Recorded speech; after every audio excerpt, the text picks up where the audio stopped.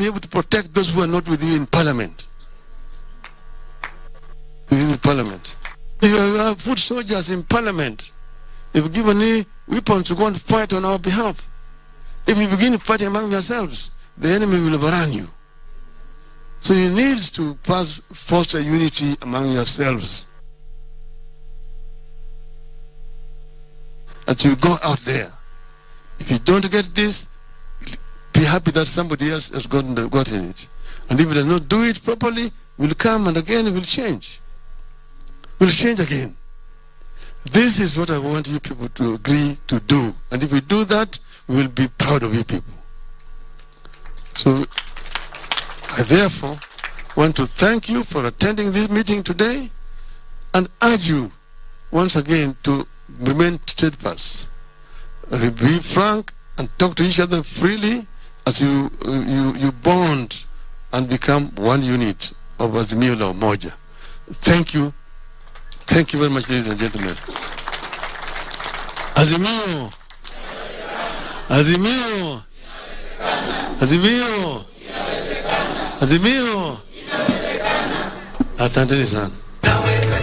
All right, before we go into business, we want to take you back to Athi River. Currently speaking is Raila Odinga at the Azimio la Umoja parliamentary group meeting. Let's take a listen. It's a very old, tested tactic in the military that you divide them so that they become weak and then you can be able to rule them.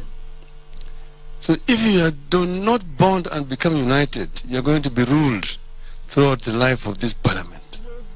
Yet you have got the numbers, the strength to be able to be the rulers in the house.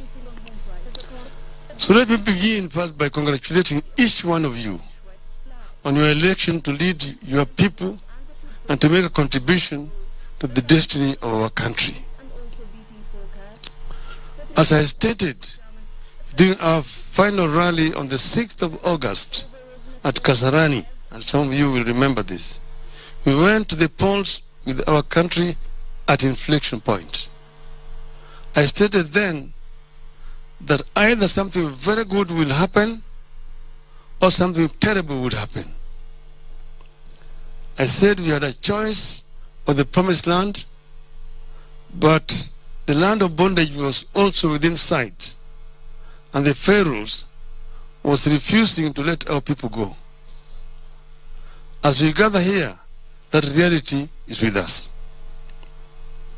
We have had the worst election since the return of multi-party politics in our country.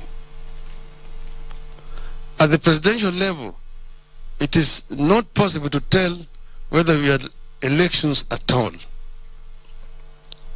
But even at the lower levels of polls, I believe that a number of our people were rigged out to pave way for an UDA majority, and that during election petitions, this will be proved to have been the case.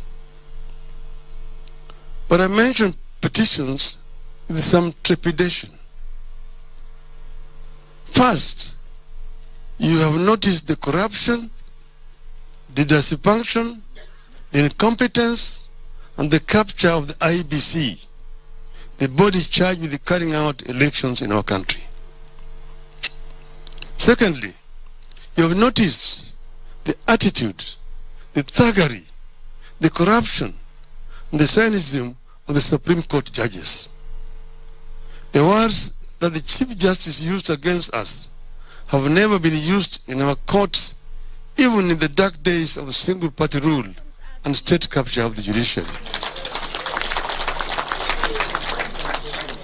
Chief Justice Martha KOOME described our case, presented by the country's finest legal minds, as no more than hot air, a wild goose chase, incredible and hearsay evidence, red herring. These were words of the Chief Justice of the Republic of Kenya. It is my experience that whenever judges resort to insults on litigants and advocates, it is the result of a disturbed conscience. You have been here before.